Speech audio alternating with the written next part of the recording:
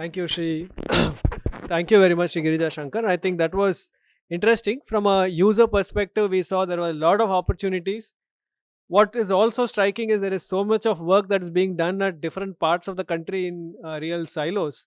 I think one of our efforts to bring together at least IITs onto a platform is to synergize IIT's activity. And I think with having companies like ESL and the Energy Consortium as such, it would make a lot of sense for us to do collective action. So, to talk a little bit more on that and also deliberate on what role does a CFO of a large organization see in terms of their potential supply chain, which is likely to be a large set of MSMEs. So, I would like to call upon Mr. Ajay Patil to talk about the potential supply chain in MSME sector and the role that a large companies are taking up to drive changes in their supply chain, and what are the current focus on their ESG and scope emission likely to impact the MSME, because most of us know that there is a scope 3 emission, which is a big challenge for almost all manufacturers except a certain primary industry. So I would like to call upon Mr. Ajay to elaborate a little bit and also take upon his experience as a CFO, as a finance person, because one of our speakers from Kotak is not here. So maybe talk a little bit more on the opportunities of finding money for this transition and what his thoughts are on. So, Mr. Ajay.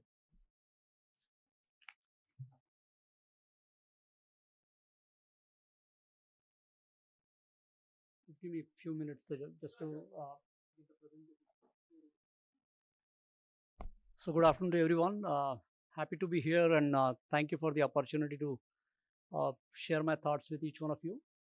As we get started, I think what I will do is initially spend just a minute or so with respect to what we have been doing as a company over the past 60 odd years that we are in country. And when we look at as a I mean, earlier in the session I did talk about our destination zero. What essentially we are saying here is with respect to how do we decarbonize the world. And we being a diesel engine manufacturing company, obviously we have a big role to play with respect to what we can do. As we have powered the world for last so many decades, this is now time for us to say what can we do in order to decarbonize. So that has been one area. Obviously there is an element of different products and technologies being whether it is battery electric, green hydrogen, that we think we can evolve in order to get our products in front of the customers and solve their problem.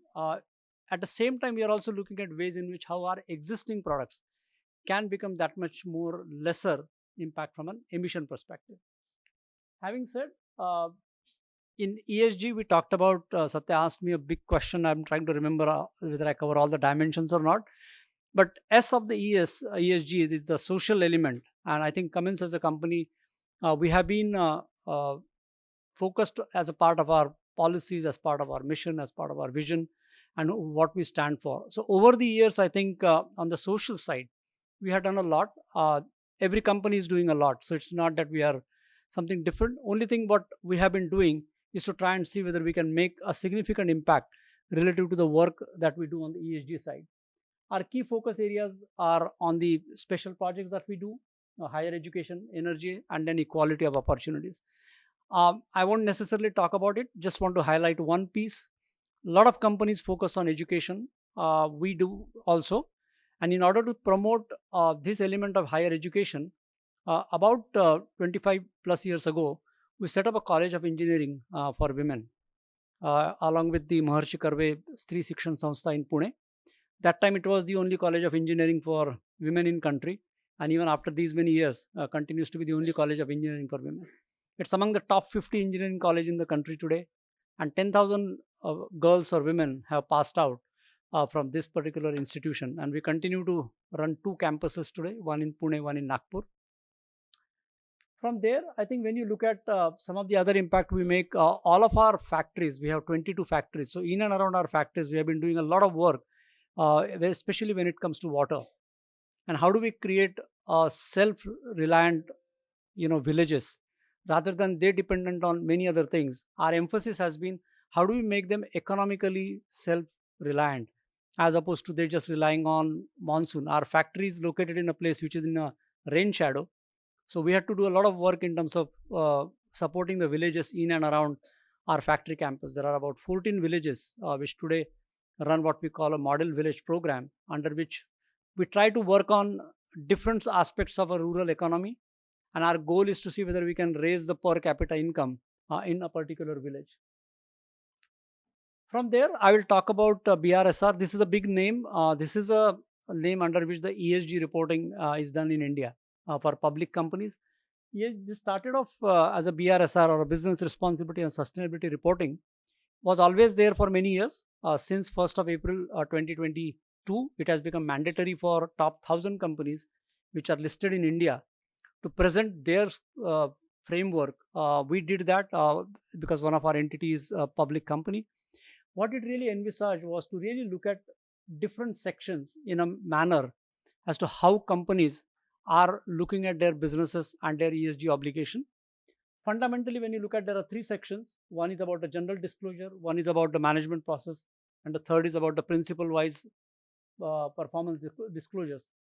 Broadly speaking, there are 9 principles. I'm not necessarily, in the interest of time, going to cover all of this, but they cover essentially everything, right from the ethics and transparency to product life cycle, cover stakeholder engagement, cover human rights, cover inclusive growth, talk about customer value creation, and so on and so forth. So pretty much the whole enterprise life is covered in some shape or the other. There are 300 quantitative indicators on which the ESG framework is required to be reported. And when you look at this journey of how the ESG or a sustainability reporting in India has started, it started way back in 2009 and 10. It's not something which has come up over the last 2-3 years. And over the years, it has kind of evolved right from voluntary guidelines to where we are today in 22-23, which is the yellow shaded one, where the top 1,000 companies are required to report. Now 23-24, that is starting from 1st April 2023 onwards, they are now creating a little more focused reporting structure. They're calling it BRSR core, or you can say simply ESG core. It's going to be applicable for the top 150 companies. There's 150 companies by market capitalization. So effectively, they are looking at ways in which how these companies can act as a catalyst. And Satya, I will touch upon the aspect that you talked about MSME in the context of what the BRSR core means to the overall value system, as the way they are looking at it from a reporting standpoint. You look at the ESG today has multiple connotation. Broadly speaking, 3. One is about the disclosures that are required to be made for the benefit of the stakeholders. Also, the companies to have a focused policies with respect to what they are doing on ESG. The second element is about ESG ratings. So rating agencies, many of you would know there is credit rating agencies. Like for example, you would have heard companies like S&Ps, and you would have heard about Fitch and other.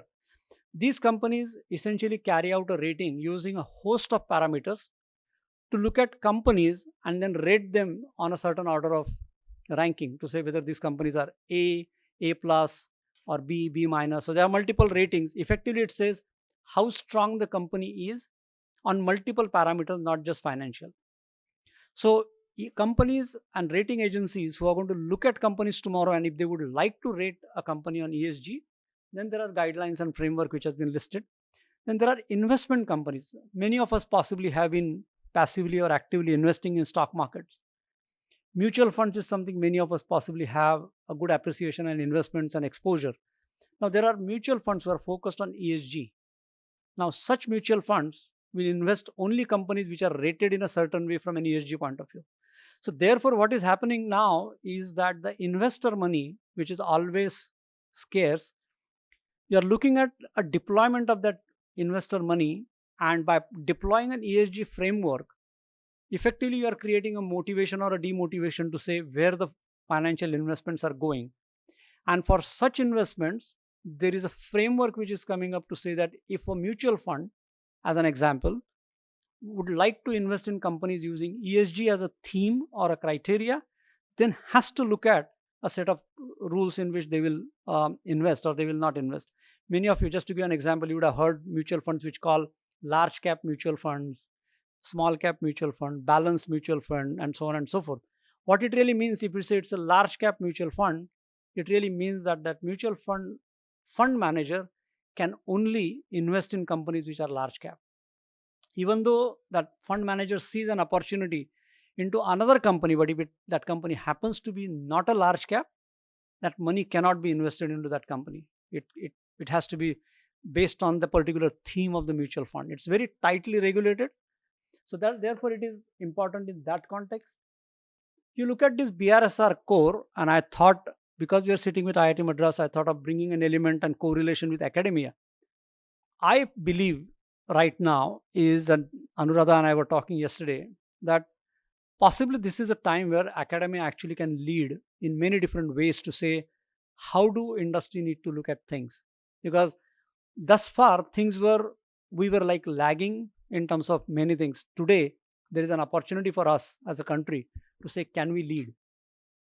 Not many countries in the world have as quantitatively and qualitatively defined ESG criteria as India has.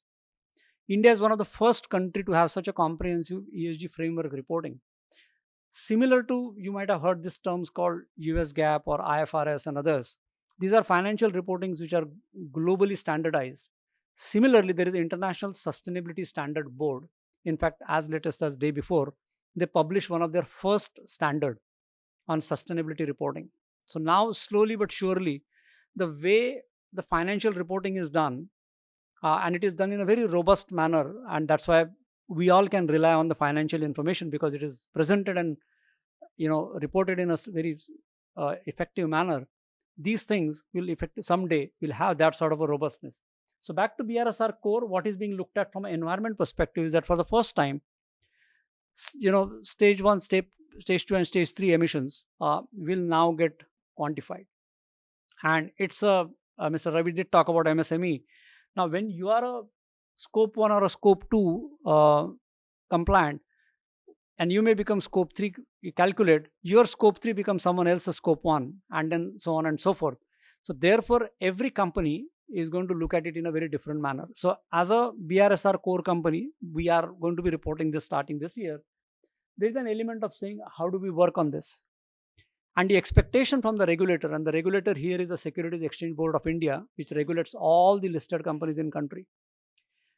They are expecting these 150 companies to be the influencers for the entire value system. They have used a word called value system that includes suppliers, service providers, customers, and all other stakeholders.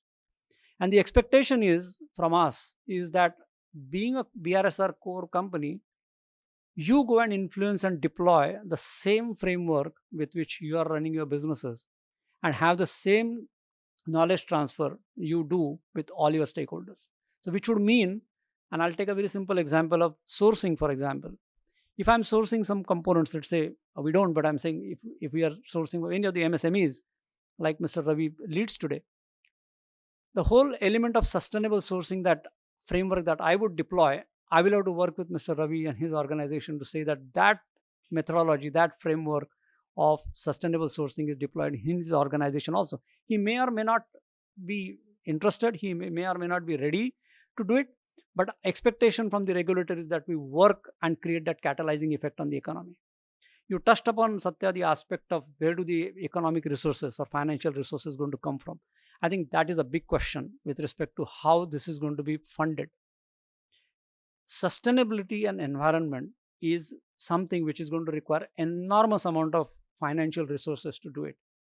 If world has to move to net carbon neutrality by whatever date we pick, India has picked up 2070, we as a company has picked up 2050. It will require sustained amount of investments, not only for a year, but for decades to come for us to get there.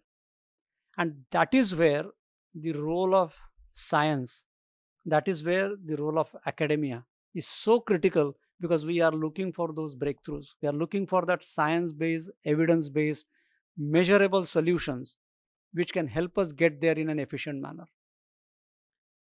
Because most organizations at some point of time, despite their best interest, would struggle to fund these sustainability resources. That's just the nature of investments that we need. So therefore, having a breakthroughs, having measurable systems, having science-based, evidence-oriented solutions is the key. I can go on and on in each of these environmental and social and governance element, but I thought I'll just, in the interest of time, summarize this, but happy to talk more as needed. But in order for to answer your question on the MSME side, I think what we are really doing right now is to work with our MSME partners and giving them the benefit of scale, giving them the benefit of expertise that we carry today from a technology perspective, from a human resource point of view, and making that available to all of our supply chain partners so that they are not required to invest as much that they have to otherwise. They do not have to start from scratch because we are going to give them a head start and making our resources accessible and available to them in order for them to adopt these framework at the least possible time and at the least possible cost is really what we are doing, Satya, right now.